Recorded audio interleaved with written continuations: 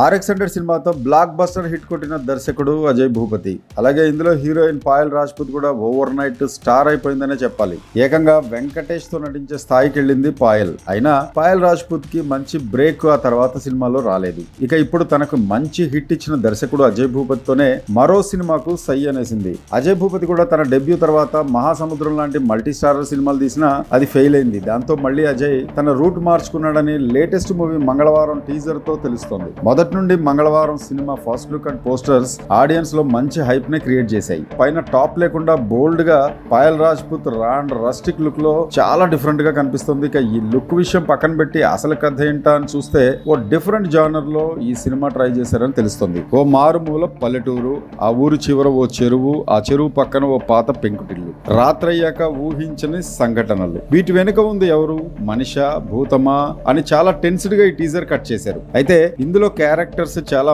Mass appearance లో ఉన్నాయి. ఇక పాయల్ రాజ్పుత్ క్యారెక్టర్ ఏంటనేది నిజంగా ప్రేక్షకులకు ఏం అర్థం కాలేదు. RX-100 లో లాగా యూత్ అట్రాక్టివ్ బెడ్రూమ్ సీన్స్ అయితే దీనిలో చాలానే పెట్టాడు డైరెక్టర్ అజయ్ భూపతి. బట్ దాంతో పాటే ఓ ఇంటెన్సిటీ ఉన్న స్టోరీ కూడా ఉందని ఓ ప్రామిసింగ్ ఫీల్ ఇస్తోంది మంగళవారం టీజర్.